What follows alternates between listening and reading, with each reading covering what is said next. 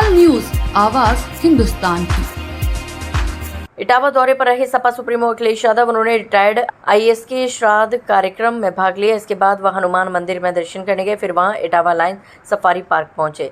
Etawah lion safari के भ्रमण के बाद उन्होंने कहा कि नेताजी यानी मुलायम सिंह यादव का जो सपना था वह इटावा सफारी के रूप में साकार हुआ। बीजेपी सरकार इसे भी ठीक से नहीं चला पा रही है, इसे वन तारा को सौंप दिया जाना चाहिए। इससे हमारी सरकार बनेगी तो हम इसकी बेहतर व्यवस्था करेंगे ताकि इटावा का नाम पूरी दुनिया में हो। सपा अध्यक्ष ने कहा कि मौजूदा सरकार अब आखिरी दिनों में है। सरकार के पास केवल 400 दिन ही बाकी रह गए हैं। 9 बजट आ चुके हैं, लेकिन इटावा और आसपास के क्षेत्रों को कोई फायदा नहीं हुआ। आखिरी बजट में भी इटावा को कुछ नहीं मिलेगा। अखिलेश यादव ने कहा कि पहले केवल अधिकारियों का ट्रांसफर होता था, अब तो इटावा में पहाड़ तक ट्रांसफर कर दिए गए हैं। अधिकारियों का ट्रांसफर हो जाना चाहिए था। हमारी सरकार आने पर गायब पहाड़ भी बरामद होंगे। अखिलेश ने कहा कि भारतीयों को अमेरिका बेड़ियों और हथियारों के साए में भेजा गया। हमारे अमेरिका से रिश्ते अच्छे होने चाहिए थे। अमेरिका से रिश्ते और न बिगाड़े। डॉलर और पाउंड की कीमत लगातार बढ़ रही है, इससे अर्थव्यवस्था पर नकारात्मक असर पड़ रहा है। ईवीएम के जरिए वोट चोरी हो रहे हैं। मैं बधाई देना चाहता हूं। देना चाहता हूं कि मेरे हाथ में देखिए क्या किताब है। बब्बर शेरों का रोमांचक संसार। बब्बर शेरों का रोमांचक संसार। मैं यहाँ के अधिकारियों को धन्यवाद, यहाँ के कर्मचारियों को धन्यवाद कि जो सपना कभी समाजवादियों ने, नेताजी ने, हम सब लोगों ने देखा था इटावा वासियों ने, वो आज इनके प्रयासों से और आगे बढ़ रहा है। वहीं मैं ये भरोसा दिलाना चाहता हूँ कि जिस समय समाजवादी सरकार में ये काम शुरू हुआ था और एक प्रयास शुरू हुआ था कि ये न केवल उत्तर प्रदेश में, भारत में, बल्कि दुनिया में भी अपनी पहचान बनाए। इधर हमने और आपने देखा होगा कि देश का वन तारा लोग देखने जा रहे हैं या उसके बारे में पढ़ रहे हैं, जान रहे हैं, जानकारी हासिल कर रहे हैं। आने वाले समय में जहाँ कहीं भी दुनिया में अच्छा काम हुआ होगा, आपके देश में उदाहरण बन गया सुप्रीम कोर्ट के बाद, वन तारा एक कम से कम ऐसी जगह है जहाँ जानवर हैं बड़ी संख्या में। और कभी समाजवादियों ने यहाँ प्रयास किया था कि लायन सफारी के साथ साथ एनिमल सफारी, और सरकार इसको काम को आगे बढ़ाई।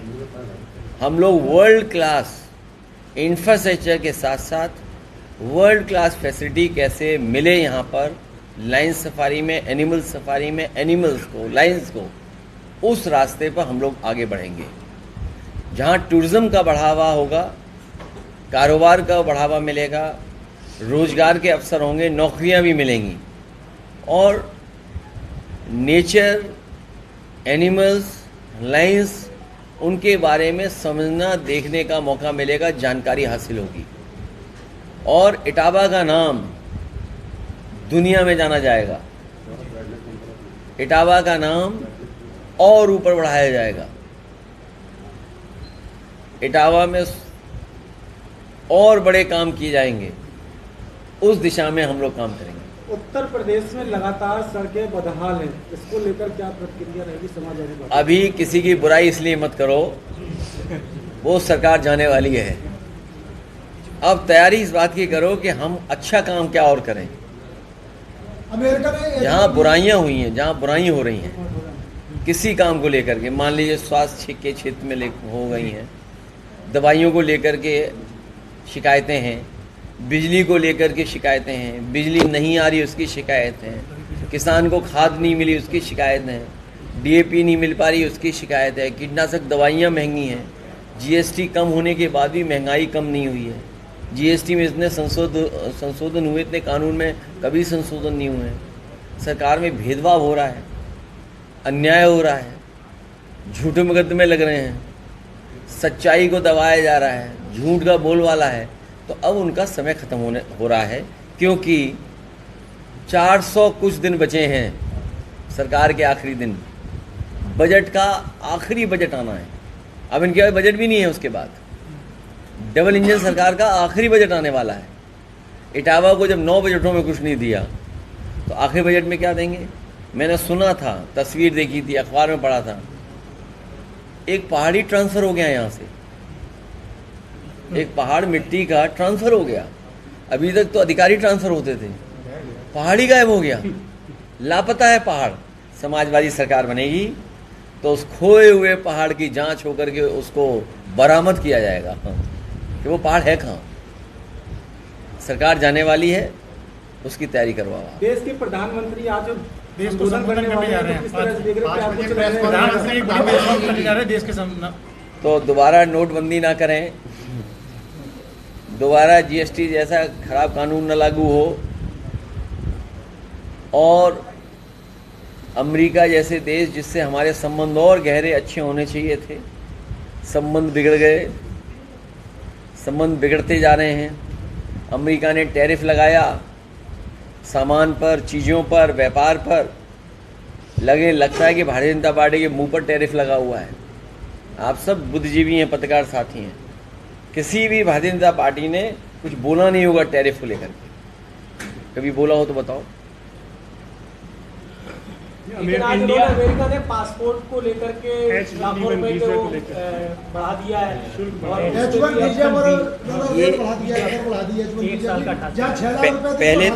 पहले तो ये बात स्वीकार करें आप लोग कि जो विदेश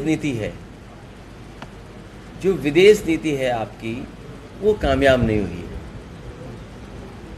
है। यूँ तो विदेश नीति में भारत के मित्र ज़्यादा होने थे, लेकिन मित्र कम हैं। अब जिनको हम मित्र मानते थे वो भी हमें व्यापार में चिढ़ा रहे हैं, व्यापार हमसे छीन रहे हैं, हमसे कारोबार छीन रहे हैं, अपने कारोबार को मजबूत कर रहे हैं, अपनी अर्थव्यवस्था को मजबूत कर रहे हैं। तो ये तमाम वो सवाल हैं जिसका जवाब भारतीय जनता पार्टी के पास नहीं है उनकी सरकार में। हमने वो समय भी देखा, हमने और आपने, जब वहाँ पे भारतवासी बेड़ियों से और हथकड़ी से लौटे थे। इतना अपमान भारतीयों का कभी नहीं हुआ, उसका जवाब सरकार के पास नहीं है। डॉलर ऊपर जा रहा है, उसका जवाब नहीं है। पाउंड ऊपर जा रहा है, उसका कोई जवाब नहीं है। और अब H1 वीज़ा पे जो पाबंदियां लग रही हैं, आंतोगत्वा आप देखेंगे कि भारतीय कंपनियां और भारतीय लोग जो काम कर रहे हैं वो सफ़र करेंगे, क्योंकि अगर कारोबार में और व्यापार में बना रहना पड़ेगा तो जो सुविधाएं, जो वेतन उन्हें मिलता था, या जो कंपनियों का जो कारोबार बढ़ता चला जा रहा था, वो कम होगा। बिहार विधानसभा चुनाव में इंडिया गठबंधन की स्थिति क्या रहेगी सर? दिया है कि 70 साल से कांग्रेस ईवीएम हैक कर रही थी, अब हमने कर ली तो क्या बड़ी बात हो गई? इसका क्या माना जाए कि वो एक्सेप्ट कर रहे हैं कि ईवीएम हैक कर रहे हैं? देखिए, ईवीएम, और अगर ये बात उनकी तरफ से आ रही है तो इसका मतलब ये है कि ईवीएम अब हट जानी चाहिए। ईवीएम अब हट जानी चाहिए। दुनिया के जो देश ईवीएम और